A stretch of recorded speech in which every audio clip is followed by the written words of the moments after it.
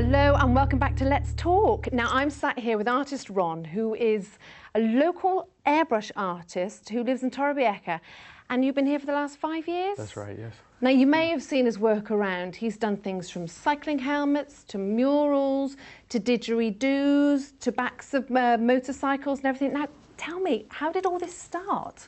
It started at college where I was learning to paint cars, but my profession is car body repair and resprays. Right. And I came across a magazine on airbrushing and I was hooked from the minute I saw it. I just wanted to learn how to do it. And yeah. I bought a cheap airbrush for €10 in a local art shop. And I couldn't afford the compressor to start with, so I bought the spare tyre from my car and used the air from that. Oh my adapted the valve. Sprayed a few things in my bedroom, ran to the petrol station, filled up the tyre. And, yeah. And away it went. Yeah, it started like that, and I knew I liked it, so I progressed and kept practicing and persevered, and got some books and videos, and taught myself really how to paint. So now I looked on your website this morning, and you went backpacking and learned all sorts of things when you were backpacking. Tell me about that. Yes, I did. I had a really good 1 year travelling around the world. Yeah. Cheap budget travelling and backpacking, like you said. And I spent 2 months in India, 2 months around Thailand, and a major part of the time, the year, was in Australia. I spent 7 months working and travelling at the same time. And there I started painting. I met an Aboriginal tribe and I spent a week with them in the community in the outback, seeing how they live with a few other backpacker friends. And they taught us how to tap the trees and to hear if the wood would make a good didgeridoo. And it's a really authentic experience. Because you didn't want to just go there and buy one. You wanted to actually learn how to make them, decorate it yourself. Yeah, I wanted to get my hands involved and get hands-on experience. And it took a while to find someone who could introduce me to an Aboriginal community, because they're not so geared up for tourism and they don't let any old traveller in. Yeah. And eventually we found someone who knew someone, and we got in contact with a community in the Northern Territory, in a town called Catherine. Yeah. And we spent a whole week there, and we saw how they live, how they hunt, and how they spend their time in the outback, and how they travel around walking. And it was a very interesting experience. And that's how you learned to do the didgeridoo? That's right. They taught you how to play it and everything as well? Yeah, they taught us how to make it, how to choose the wood by looking at the bark, if it's loose or if it's tight, how to clean out the rubble from inside after the termites have eaten them all out. Yeah. And then they gave us a few lessons on how to play. Now, you brought it with you? I did. Come on, get it out. Okay. Let's have a look at your didgeridoo. Now, does it have to be a certain type of wood? Most of the trees in Australia are hollow inside because of the termites. Yeah. There's termites all over Australia. This is lovely. There are different types of wood. This is called bloodwood, from a bloodwood tree. But there's many different types of trees that you can use the wood to make didgeridoos. Yeah. Now, is this airbrushed or is this just... This is paintbrush. This is where I started with a paintbrush. Yeah. Just acrylic colours, kids' colours I bought in a shop, and a simple paintbrush. And each town I went to, I painted a different picture. That is lovely. Look at that. And detail on that is amazing. I wrote the name and the date of the town, so I remember where I was. And it was kind of like a travelling diary, but with pictures. Go on then, and it show us how you blow it. Okay. Is it loud? A little bit, not too loud. You need a bit of saliva. Yep, got a bit of dry mouth. My throat a little bit.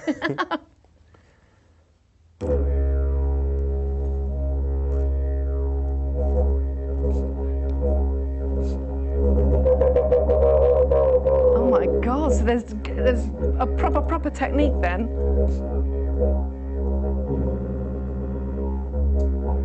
Oh, that's fantastic.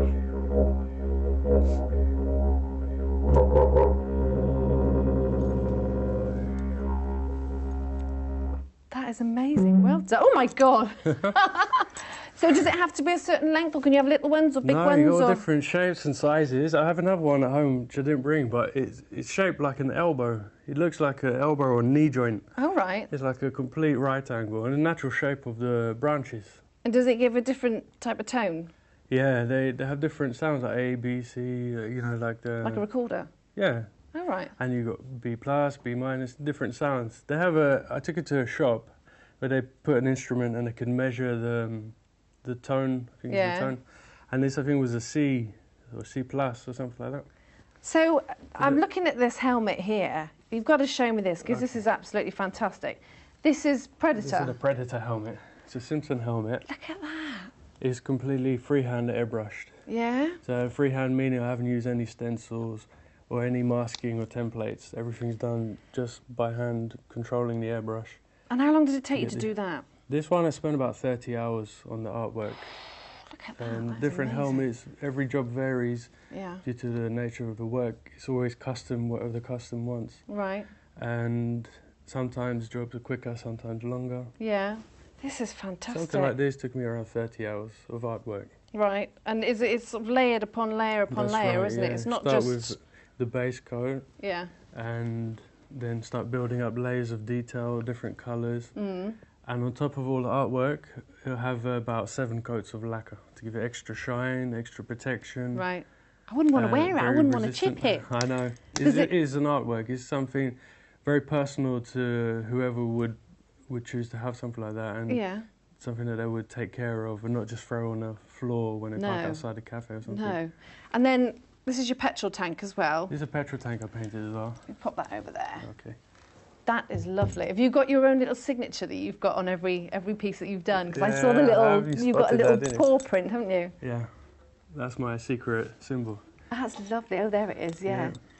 So how long did that take you to do? This one is quicker because it's less detailed. Right. A few days airbrushing and lacquering. Yeah. I don't remember exactly hours, maybe 20 hours altogether, including base coat and all the lacquering. Yeah. And we were saying earlier on that you do murals and everything, don't you? Yeah, you do. And I've got your business card here, and you do self-portraits. Do you copy it from a photograph, and then you can? Yeah, portraits. I work from photos, and for a portrait, I need a really good quality photograph in order to take out the detail of the photo. Yeah. With the airbrush, I can create a very photorealistic painting. Yeah. It's an actual genre of art called photorealism. Yeah.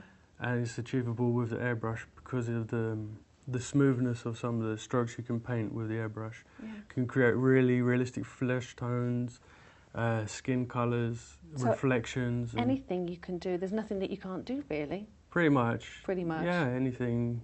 People come to me with all sorts of ideas, and there's always a way around it. And from experience and practice, I always work out a technique to do most things. Have you thought about teaching? I have a lot of people who've been asking me for classes. I've been going to bike shows to publicise my work. Yeah. And I get a lot of interest. And a lot of people asking to learn. They want to learn how to do the airbrushing technique.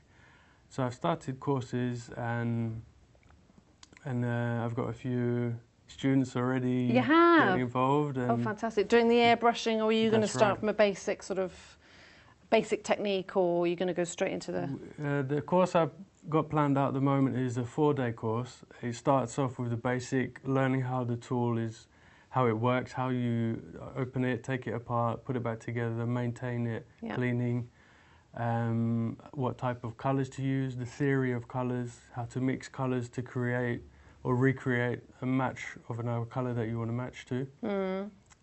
Using transparent paints, opaque paints that have different characteristics. Some have disadvantages and others has advantages. I explain all of that in the first day. And we do a few practical projects where you start to work with masking techniques and templates and stencils. The second day of the course we'll be talking about painting a landscape. So I'll explain about perspective, seeing land, horizon and layers, and more practical work using the airbrush and gaining experience. The third day of the course, I'm teaching the technique of painting this true fire, because this is like the new fashion of Harley Davidson and motorbikes. They all have this new effect of true fire. So are there lots of Harleys riding around Torrevieja with your designs on the back? There are a few. Are there? Yeah. You'll see a few here and there. Yeah, do you feel proud when you see one? Oh, that was mine, that was mine, that was mine. I do, I like that. So how do people find out about these courses? They can see on the website, artistron.com. They see the website there. It's going to have all the details, dates, prices. Yeah. And the last day of the course, we'll be learning to paint a portrait. So I'll teach her about skin tones, how to create a realistic photographic effect. And in the future, I'm also going to be doing oil painting classes, because I do like to paint with oil paints as well, on canvases and landscapes, things like that. And watercolours, because I think a lot of people would appreciate learning watercolours, and it's something that you don't have to be in a studio. We could take you to a beautiful location with mountains or nice landscapes. Yeah, and there's lots of them around painting. here, aren't there? Exactly. So it's beautiful, absolutely beautiful. Exactly.